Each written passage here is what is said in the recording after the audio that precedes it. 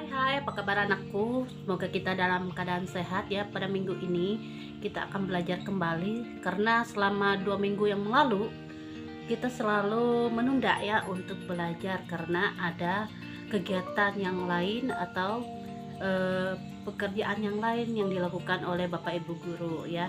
Nah, ini adalah minggu kedua kita. Anggaplah minggu kedua kita dalam belajar ya. Nah, pada minggu lalu kita sudah belajar tentang pangkalima batur ya. Nah, di situ kita bisa mengenal ya satu anak seorang petani ya yang hidupnya kasihan atau hidupnya susah ya, yang disebut dengan namanya itu pangkalima batur ya. Nah, dia di situ ya pada tahun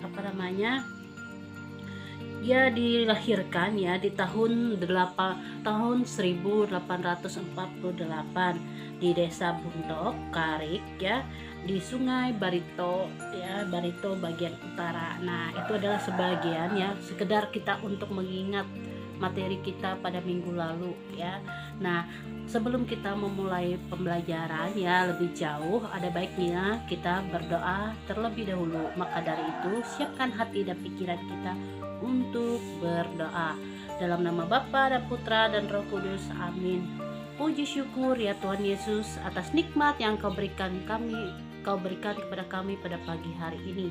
Kiranya Tuhan membuka hati dan pikiran serta diri kami agar mau belajar dengan baik, agar mau menerima pembelajaran dengan baik. Kiranya Tuhan selalu memberikan kesabaran kepada kami guru dan peserta didik, begitu juga kepada orang tua murid.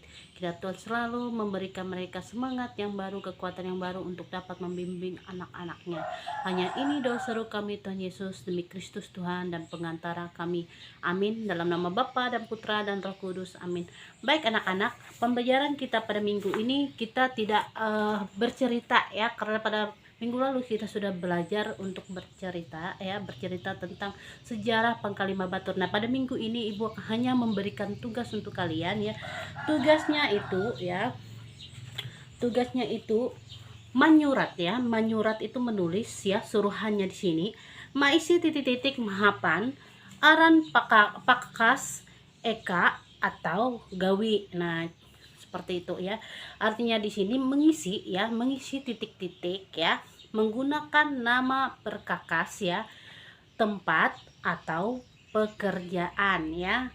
Contohnya itu Ike akan danau mahapan titik-titik.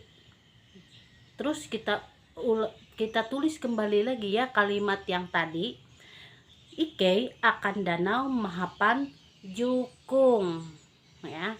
Nah, oke, di sini artinya ya untuk mengisi titik-titik tadi berarti menggunakan kata jukung ya. Jukung ini artinya adalah perahu kecil atau sampan yang digunakan ya, yang tanpa menggunakan mesin. Nah, seperti itu ya. Nah, di sini untuk suruhan tugasnya pada minggu ini ya, kalian perhatikan. Jadi kilau suntu hunjuntum mahapan bawak kutak dia hilagan tahu. Nah, artinya di sini ada tugasnya sekitar 10 kalimat ya, 10 kalimat ini. Begitu juga dengan jawabannya sekitar 10.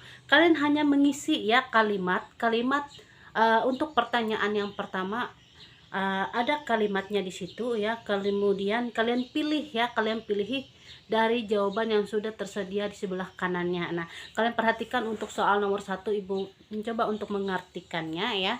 Nomor IJ atau nomor 1, are ramu helo itu titik-titik. Nah, arti pertanyaan yang pertama ini ya, banyak barang zaman dahulu di titik-titik.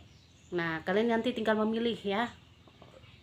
Kemudian soal nomor 2, kakakku batiru itu. Nah, artinya di sini kakakku atau kakak saya ya tidur di titik-titik. Nah, untuk pertanyaan yang ketiga, khusus kelas 3 ya. Ike mengeliling kota mahapan. Nah, artinya di sini untuk pertanyaan yang ketiga, kami ya mengelilingi kota menggunakan titik-titik. Kemudian pertanyaan yang keempat, silahkan perhatikan. menonton film itu gedung. Nah, menonton film di gedung titik-titik. Nah, seperti itu ya. Untuk pertanyaan yang kelima, Eka kuman inyewut kea titik-titik. Nah, tempat makan disebut juga titik-titik. Kemudian arti dari pertanyaan yang keenam ya, bueku murid mahapan. Nah, untuk arti pertanyaan nomor 6 ini, kakekku atau kakek saya ya berangkat ya, pergi ya menggunakan titik-titik. Nah, itu adalah pertanyaan yang keenam ya. Nomor 7, kapal menunda titik-titik Batang. Nah, arti soal nomor 7 ini, kapal ya membawa atau mengangkut titik-titik pohon ya. Kemudian pertanyaan yang ke-8, huma helu jahai tuntang gantung inyewut arah. Nah, untuk arti pertanyaan nomor 8 ini ya, rumah dulu ya, rumah zaman dahulu yang besar dan tinggi disebut namanya apa ya, seperti itu, titik-titik. Kemudian pertanyaan yang ke-9, are ulu umba hung pesta. Nah, banyak ya, arti pertanyaan nomor 9 ini, banyak orang ikut ya di pesta titik-titik. Nah, untuk pertanyaan yang terakhir ya, kalian perhatikan, tari ain itah dayak iet titik-titik. Nah, tarian kepunyaan kita Dayak yaitu titik-titik. Nah, itu adalah pertanyaan yang terakhir ya. Nah, untuk tugas kali ini ya, kalian hanya menjawab ya, menulis. Misal nomor 1 itu jawabannya kalian pilih, entah di situ ada 10 ya, 10 untuk mengisi titik-titik tadi. Untuk jawabannya kalian perhatikan, ada yang pertama kalutuk, kedua lanting, ketelu restoran, keempat museum, kalime betang, kejahawen hotel, keujud tiwah, ke-8 bioskop, ke-9 beca, bukan ke-9 ya.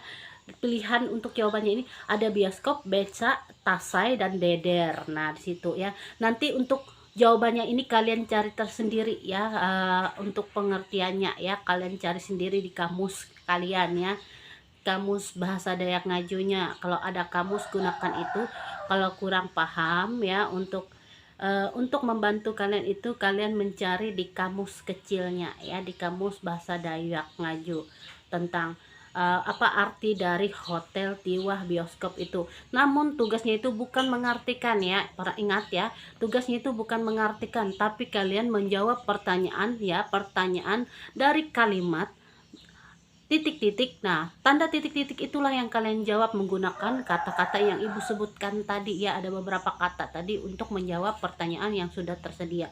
Jadi di sini ya, kalian menyelesaikan ya, seperti contoh yang di atas tadi, seperti contoh yang Ike akan danau mahapan titik-titik ya. Nah, untuk menjawab pertanyaan ini kalian tulis ulang kembali ya, Ike akan danau mahapan jukung. Nah, seperti itu. Berarti untuk mengisi mahapan titik-titik tadi ya, kalimatnya itu kita teruskan dengan kata jukung atau sampan atau perahu kecil yang tanpa menggunakan mesin. Nah, seperti itu ya. Seperti itu cara pengerjaannya ya. Kalian cuma menyelesaikan ya kalimat. Kalimat itu ada tanda titik-titiknya. Dari situ kalian menjawab dengan kata yang sudah tersedia di samping kanannya. Nah, mungkin sampai di sini dulu ya penjelasan ibu untuk tugas kita pada minggu ini. Semoga dapat bermanfaat dan dapat dipahami dan dapat dimengerti. Ingat, patuhi protokol kesehatan ya. Selalu menggunakan masker pada saat keluar rumah, mencuci tangan yang bersih ya pada saat kita setelah melakukan aktivitas di luar rumah. Kemudian yang terakhir atau yang ketiga ya, menjaga jarak ya, seperti itu supaya kita terhindar dari sakit penyakit. Ingat, konsumsi makanan yang sehat ya, minuman dan buah-buahan yang sehat. Kalau bisa konsumsi makanan sehat 4-5 sempurna ya, supaya tubuh kita selalu dilindungi ya dengan makanan dan antibodi yang telah tersedia dari asupan makanan yang kita makan ya. Jadi jangan makan sembarangan ya, begitu minum minuman yang sembarangan supaya kita selalu sehat ya, terhindar dari penyakit. Kita harus menjaga diri kita sendiri ya agar selalu dalam keadaan sehat.